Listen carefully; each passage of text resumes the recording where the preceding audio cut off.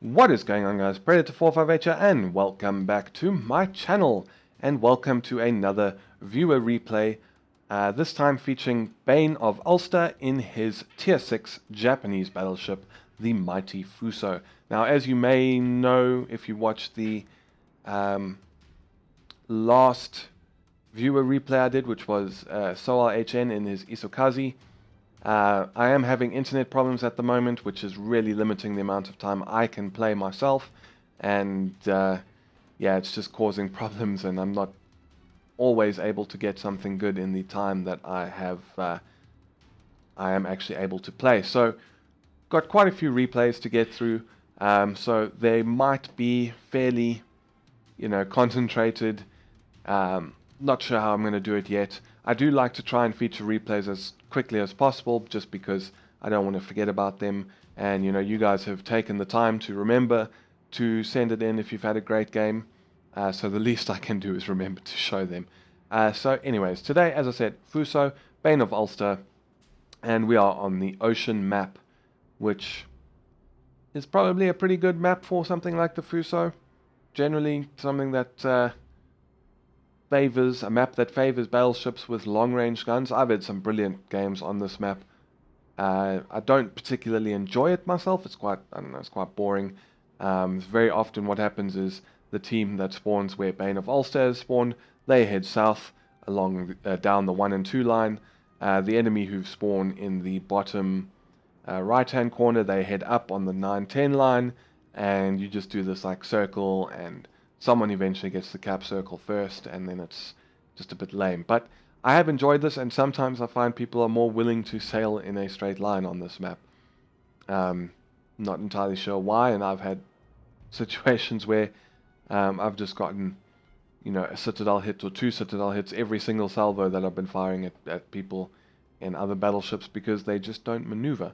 So anyways, we are now going to just kind of skip ahead until we have found our first targets of the match. Right, and we have our first target in range. It is an enemy Kuma Tier 4 Japanese cruiser at 19.5 kilometers. So he fires a full salvo. This is going to be a very difficult shot.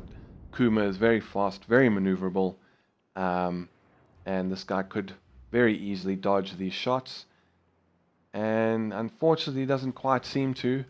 And RNG just isn't on Bane's side, and they kind of splice.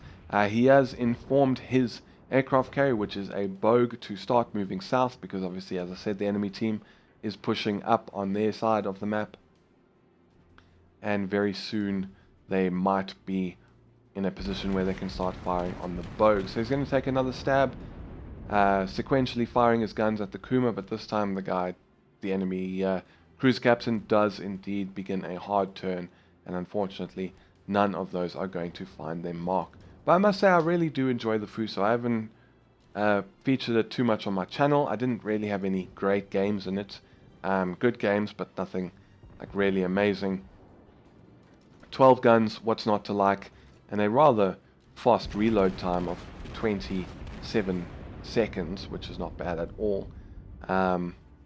And again, he sequentially fires at the Kuma, who again begins a hard turn pretty much as soon as he fires. I'm not sure if he was just maneuvering against someone else, or if that was specifically because of Bane of Ulster's fire, but the result is the same, and unfortunately none of those managed to find their mark. His teammates, though, are putting the hurt on this Kuma, who is down to less than half health and is now very nearly dead. But he continues to fire a salvo to see if he can maybe get his first hit of the match, and they were looking good, but unfortunately the Kuma is killed just before Bane's shots can find their mark. So here we have a Phoenix, and I think that was a Cleveland behind him. 14 kilometers to the Phoenix, pretty good range to start opening fire on a cruiser, and the Phoenix is heading straight towards him, trying to get into the cap zone quite early on. Which is a rather brave move. So he fires his salvo, and these shots, again, kind of just splice. Maybe not quite enough lead on that salvo, but some of those could have at least hit. And that was something I did kind of get a bit annoyed with the Fusos. Its RNG, its accuracy, the spread on its shells does seem particularly bad, even with the accuracy module. So he's staggering the shots again, trying to see if he can get a nice hit, and again, they're just kind of splicing all over the place. I would not say these are particularly, these aren't bad shots or anything like that. RNG is just being a dick. But it happens. And this Phoenix is sailing straight. I don't quite understand. He could have just slowed down or turned away and those torpedoes would have missed. But there we go. He manages to get his first hit, which is a Citadel, and finishes off the Phoenix. Unfortunately, it was on low health, so it wasn't a full damage Citadel, but it was a Citadel penetration nonetheless, and the Phoenix is now out of the battle. Unfortunately, his team did all lose their Bogue, who I think was trying his very best to move with the fleet, but we know how slow these early American aircraft carriers are. So he just wasn't able to keep up and fell within gun range of some of the enemy ships. But we've got this Cleveland at 14.4 kilometers, who was in the cap circle, has just left it.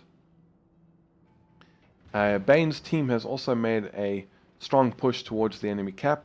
They are right there, and hopefully should be getting within the cap zone fairly soon. This Clemson is at 8 kilometers, so Bane is going to start firing some shots, but even at that range, it's going to be fairly difficult to hit. And not a bad salvo, again, just unable to find his mark. At least he doesn't have to worry too much about the Clemson torpedoing him, because I think the Clemson's going to have to get to with, like, what, 5 kilometers or so.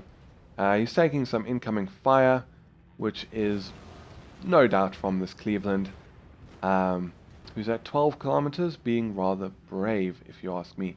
So Bane is just trying to turn his turrets over and get them on target, to put some fire on the Cleveland, but he is sort of umming and ahhing right now between firing at this Clemson or firing at the Cleveland.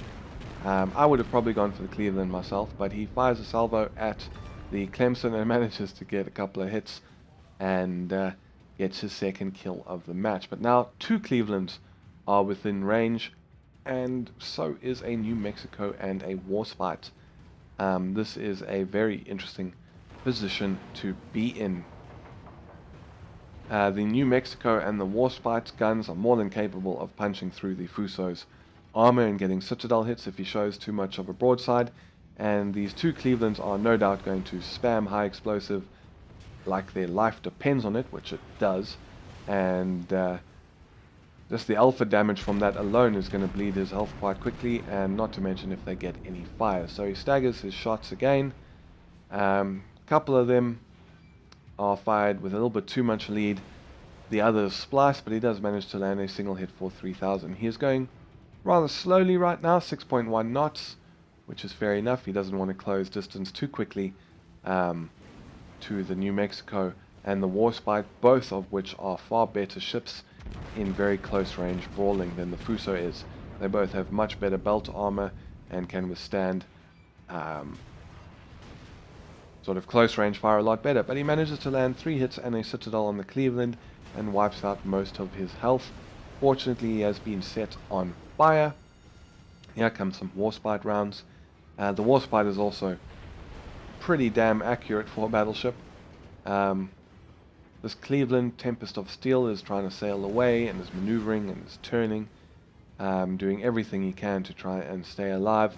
Won't take too many more hits to finish him off. Fires a full broadside and manages to land 2 hits, and he kills his first Cleveland. Now, the second Cleveland is at 5.5 kilometers, which is an incredibly stupid distance to be from a Fuso. His advantage would be staying at, say, between 10 and 15 kilometers and pummeling the Fuso while being able to have enough time to maneuver and dodge the Fuso shots, which is not what he does. takes 2 citadels, gets destroyed, and Bane of Ulster gets himself a devastating strike ribbon, and that is his 4th kill of the match and his 4th citadel. But he is on very low health now, less than 16,000. He is burning, but it will go out soon. And he is now faced with 2 battleships that excel at close range brawling ranges, which is exactly where he is fighting them. But thankfully he's not all alone. There is a cruiser, 2 cruisers I think. The New Mexico is focusing on one of the other ones. In fact, both of them are, so Bane is able to just sit here and wait. His repairability will be up in 13 seconds. Put some fire in on the Warspite, and as you can see, 8 hits and not even 8,000 damage, I don't think. And that New Mexico got hit hard. Looks like there is at least another battleship trying to come back to help defend the cap zone. New Mexico sailing away again, still focusing fire on this friendly cruiser, which, judging by the amount of incoming shells, is a Cleveland, perhaps? Or is it probably, might even be both of them. But he got 5 hits and an incapacitation, took out a turret. New Mexico's down to 13,000 health. So Bane of Ulster uses his heal ability and is back up to 21,959 hit points. And is this New Mexico going to continue turning? He's giving a much nicer target now for Bane to shoot at.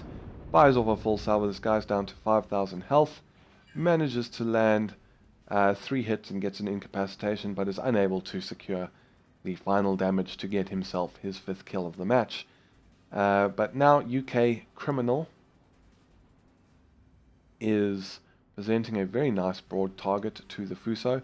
He is probably trying to turn to go on the offensive and get his front guns to bear. The Warspite's biggest weakness, I would say, is how slowly its turrets traverse. I think a 180-degree turret turn time is 72 seconds or something, which is like the same as the Yamato.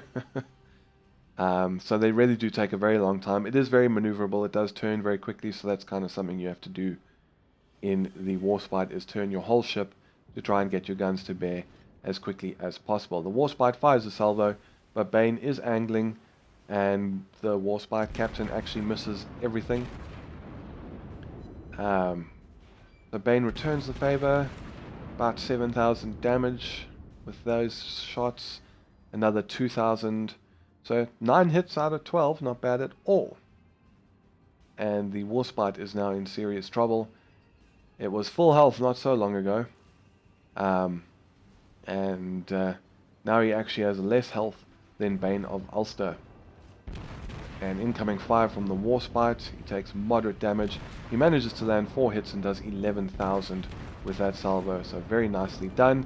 Another couple of hits, gets 3,000 damage, and finishes off the Warspite for his 5th kill of the match. Now all that remains on the enemy team is an aircraft carrier and a battleship, but they will cap any minute now, and this game is over. So let's go and have a look at the results and see how he did. As you can see, it was indeed, as I said, a victory. 188,700 credits, 2,500 research. He got devastating strike, I believe that was, as well as 49 target hits, 2 incapacitations, 5 kills, 4 citadels, and he defended a base twice. He came first place on his team by about 500 points ahead of the Cleveland. Enemy team, it was a German Königsberg on 793. And then as for the detailed results, he got 86,518 armor-piercing hits from 53 hits and 42 penetration. So not a bad match at all, and I rather enjoyed that, and it was good to see something that could have gone very differently with those 2 brawling battleships being sunk instead of Bane of Ulster. But anyways, thank you very much for sending in this replay. I hope you enjoyed seeing it on my channel. I certainly enjoyed watching it. If you have a really awesome replay that you'd like to have featured on my channel, please check the description down below for the email address that you guys can use to send it in to me. Just please, if possible, try and remember to send in as many of the results screenshots as possible. But yeah, I think that is about it for this video. If you enjoyed, please feel free to give it a thumbs up down below and consider subscribing for more World of Warships content, as well as Armored Warfare and War Thunder. But yeah, as I said, that is it from me. Thank you very much for stopping by. This is Predator458 signing off, and I will see you guys next time.